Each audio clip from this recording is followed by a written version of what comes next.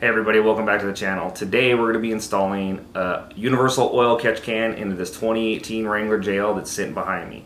Now, why would you want an oil catch can in any of your vehicles? We'll jump into that in this install, so let's get in. Now that we have the shield off the engine, you can now see the PCV hose. That PCV hose vents pressure in your crankcase all the way back into your intake manifold. And what happens is through your heads operating, there's some blowback. That blowback will just naturally consist of a very fine oil, air, maybe even fuel mixture that is a mist, very, very tiny mist. But over time, and your miles add up, that mist then builds up into this hose and pushes back into your intake manifold. Now most of that's burned off, but the oil in itself is not typically burned off, and it then seeps into the creases, your heads, your valves, all that stuff. What the purpose of installing a oil catch can is for is to keep that oil and maybe even fuel from going back into your intake, because it's not really needed. Now, why do they design it like this? Probably environmental reasons and being forced to, because, hey, we're blowing a fine mist of oil into the air and nobody wants that to happen. And then why didn't they create something that wouldn't allow this engine to get buildup? Likely because it's maintenance free this way.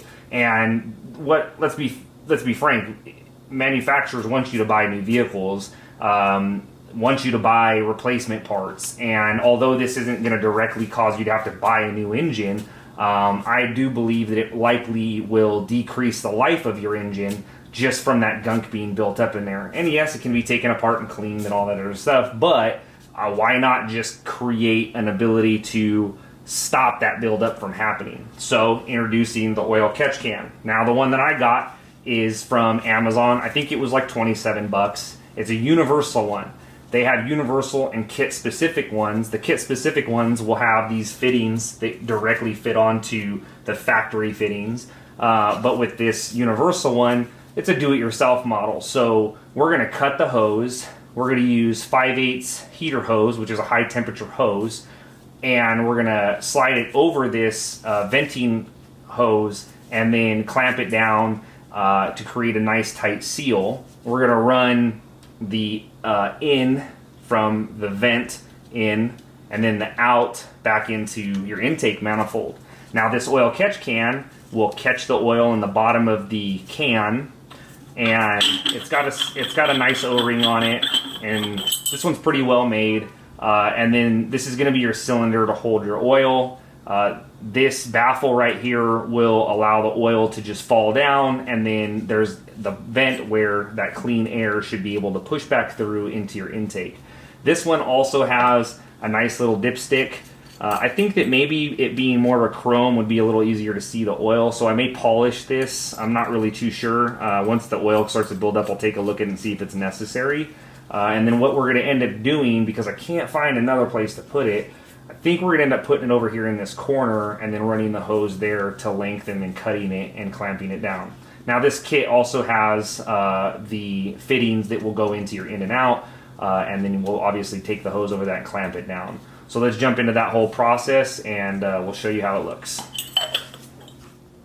Here's the oil catch can kit. Has all these different fittings for different applications. We're going to need these larger two fittings so that it will allow us to use the larger 5/8 heater hose that will then slide over the top of the vent hose for this vehicle specifically.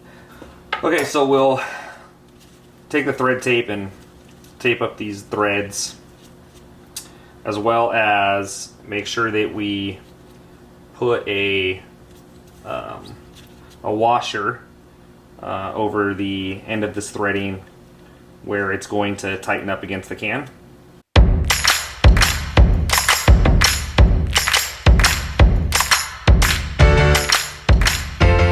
Now let's go ahead and cut that hose and put these together. We're going to go ahead and cut this hose about the end of this bend right here. pull this tab off. So I'm not really sure if it's visible, but if you look in there, there's obvious wetness to that. So that means that there's definitely some oil getting through, just to kind of further prove that point. And if you look, you can see it on the glove. Again, it's just like a coating, and we're going to stop that buildup with this system. I'm going to clean up this fitting with some rubbing alcohol, get all that gunk off the outside before I put this tube over. I'm going to take this 5/8 hose, slide it right over the top, and then we're going to feed it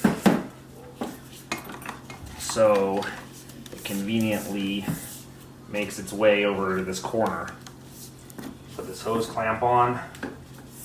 I'm going to tighten down this hose clamp. Alright, let's cut this guy. Get this fitting on tight. And then we'll do the same thing with the vent. I mean, I can see the oil off this vent right here, or off the intake right there.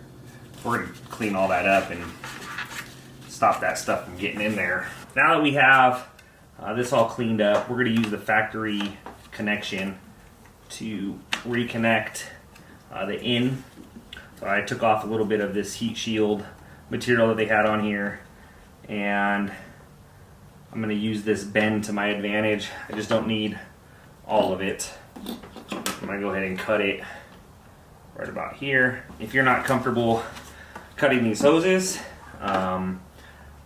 they make ones that are factory vehicle specific, and you can go with one of those options if you so choose. With this, it's kind of putting it in the spot that you want to have it in, and you can kind of customize it to what you need by doing so. So for me, I've already cut one of these for my intake, and I've had zero issues with it over the last couple of years. So I'm perfectly comfortable doing this in the way that I am, and I don't have any reason to believe that it'll cause me problems down the road. But if you're not comfortable, just buy one of the vehicle specific models and you can do this that way. Okay, we're going to go ahead and tighten this guy down. Now we'll put on the other hose clamp. I left a little extra room here because I don't want it pulling to break, and also knowing that I might need to manipulate this a little bit. I do have a little bit of extra room, but nothing that will interfere with anything. Tighten this one down. Okay, now that this is all done, and we have the steel wool that's provided put into this catch can, the next step is just to close this thing up and look forward to running a much cleaner engine going forward. One little note to this shield cover: if you want to reinstall it, which you likely will, you're going to need to take a Dremel tool or something similar and cut a straight line across the edge of this shield cover, so that it will then lay over the hose that's now going in a direction it wasn't intended. And as you can see, there's no pressure on it, and it is as tight as possible to allow this to now circulate in a different direction. But just like I said, take a Dremel tool or something like that. You can cut in this plastic straight line across, just enough to allow for this to be able to lay in this direction. Quick update for you guys. After I did this install, I was able to find some time to create a custom mount for this oil catch can. What I did was I got a 1/8 inch piece of steel that's 1 1/4 inches wide, and I cut it at 7 inches long, heated and bent it at the 5 inch mark, so I have a 2 inch downward angle. Due to the mounting position of this bolt, I ended up having to slightly cant this downward angle so that it faced in more of a straight direction. I drilled a couple holes that matched the mounting location on the back of the catch can, and then one for the mounting position, obviously, at the vehicle. I used a 1/4 inch nylock nut and washer to mount this mount to the vehicle, and then painted it black to keep it from rusting. This gives it an ability to hold pretty steady with minimal movement or concern with it loosening over time, and also allows for a super convenient process to empty this catch can. To do so, take the nut off, lift up the can itself, unscrew the canister, empty it, and then reverse the process to mount it again. It should be super durable over a long period of time this way, and won't cause you any concern for it tilting and or leaking into your actual intake hose itself. Hope you like that setup. If you have any questions about it, let me know. Drop them in the comments below. I like it a lot, and highly recommend something to this effect. Let's give you a couple more angles of this thing, close it out. Also, thanks for watching the video. I know it was grainy. The camera was shooting on a very high ISO rate, and I didn't have any idea it was, so it came out really grainy and bright.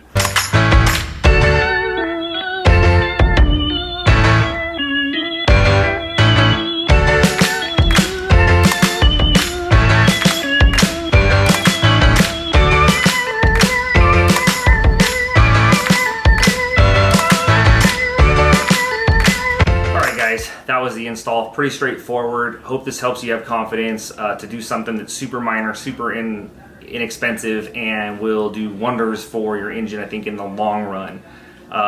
If you have any questions, let me know. I'll drop the links for the products in the description down below. But other than that, thanks for stopping by, and we'll see you on the next install.